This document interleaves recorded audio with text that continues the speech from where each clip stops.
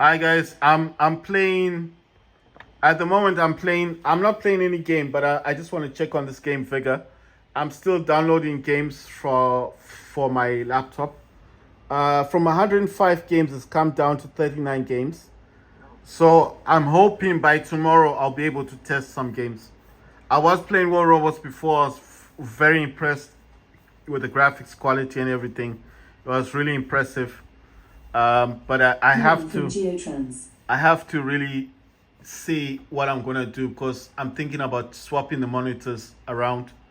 Because the gaming monitor obviously would be better suited for my gaming laptop, and if I wanted to connect this to an eGPU that I'm gonna buy the RX 7600M XT. I've been talking about this a lot.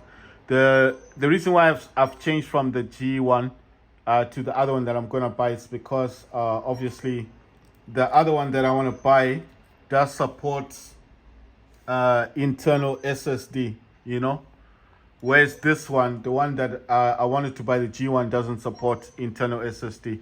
So that's the main reason why I decided to change. It's not a big change. It's not the end of the world, guys. Why I'm doing this is because I'll tell you why I'm doing this, because of the factor that I'm trying to think of a reason. The reason why I changed from the G1 is because the G1 to me was a bit simpler to have, and the one that I want to get is coming out at the end of November. It's going to go on Indiegogo, and it supports an internal SSD. It also has RGB lighting, so that means in the dark it's gonna be glowing like my laptop. So those things really kind of attracted me to it. The only thing is I have to wait until the end of November because they said that's when it will be released on Indiegogo, and obviously I have my eye set on that one. I was going to get the G1, I have the money, but then the G1 versus this one that supports an SSD, and it does support the 2280s, and those SSDs don't get that hot, and you can get them in different capacities: 1 gig, 1 terabyte, 2 terabyte, 4 terabyte, 8 terabytes. And obviously, the higher the capacity, slightly more money you pay. But we all know that the 2 terabytes on those 2280s a whole lot cheaper than getting it on a 2230 or 2242. Those ones that get really hot. So that's why I was happy. Like, let me wait for this eGPU that's coming out at the end of November. It's not far away now, is it? It's like next week or something. And then when it goes on Indiegogo, like I said, I got some money on me. I'll buy that one, do a review on it. And I'm pretty sure it's going to be very popular because the way it's been designed and the way they've put that SSD slot right on the top of the device itself, and the size is so compact and so small. I thought, yes, this is something that's going to look really good in my laptop, and especially if you're doing a review on it, especially at night with the RGB lighting, it's just going to be dope, for people to look at. And like, I mean, even if it's not for somebody else, it's just for me. In my room, it's always dark in here, and then you've got that external graphics card working in the background, and my laptop on its own, with the keyboard. I just like the way it looks.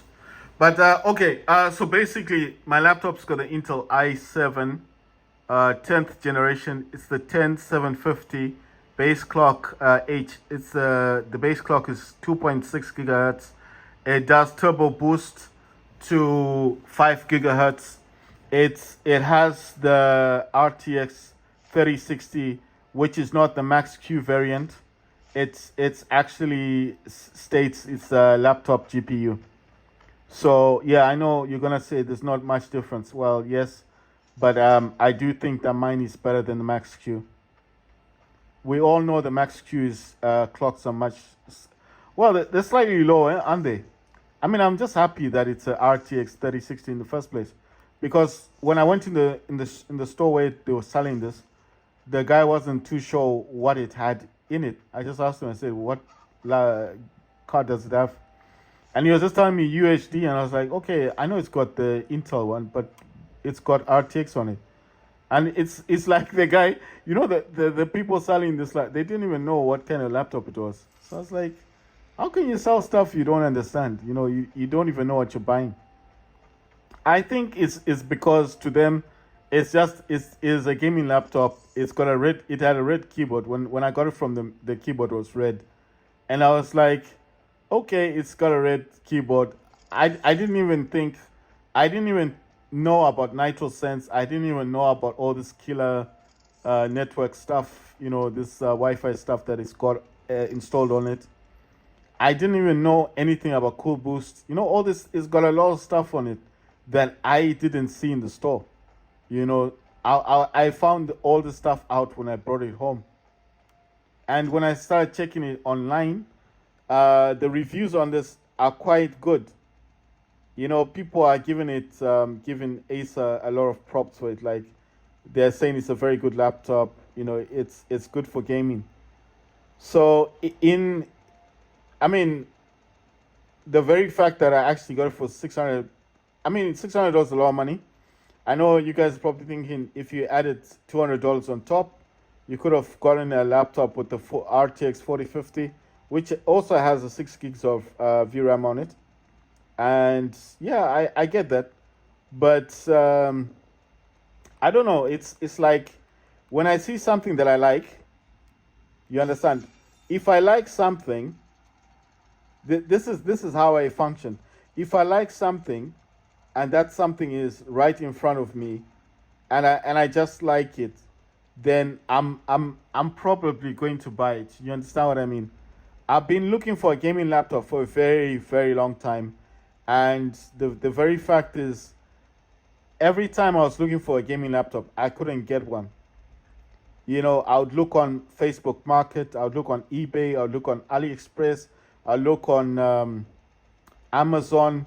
I just couldn't buy a gaming laptop that I like. You know, like one I would say this is good. Every time I look online, I couldn't find one. Every time I go in town, go in the stores, look everywhere, I couldn't basically buy a laptop. I mean, the price range that I had was anything from $400 to $600. So that was my price range. You understand what I mean? So the price range was already set that way. So I already had the price of how much I was going willing to pay. I already had the price range of how much I was willing to pay for this for the laptop, and I wasn't going to pay anything more than I originally wanted to pay. You understand what I mean? So I just really I really didn't see the point of going further into like what am I gonna get? What am I gonna buy? That type of thing. I what I'm saying is I already had a price range and it couldn't go above $600 for the gaming laptop. I mean, it really had to be a good gaming laptop. You know, I wasn't just gonna buy anything. So that's why I'm saying. I know you might think, well, you're very picky. It's not a factor of being picky. It's just I didn't want to buy something that I'm just going to use for a few days and then get bored of and then start thinking, why did I get this one? I could have gotten something better, you know? You understand what I mean? Then I'll start regretting. If I start regretting the factor that I'm buying these laptops, then that's going to derail me on a lot of things. So that is why I really needed. That is why I really needed a laptop that was gonna do what I wanted to do. You know, it had to be good, it had to be perfect.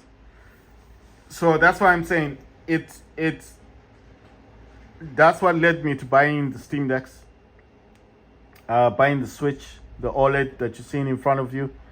I used to have a Switch Lite, but I sold it. I wasn't using it that much, so I sold it. That's why I'm always buying stuff. So, you know, I just felt like at least if I buy something that I like, then it's gonna help me and it's gonna entertain me, you know. So what I'm saying is don't buy things because other people tell you to buy them. Buy them because it's gonna be good for you, you know?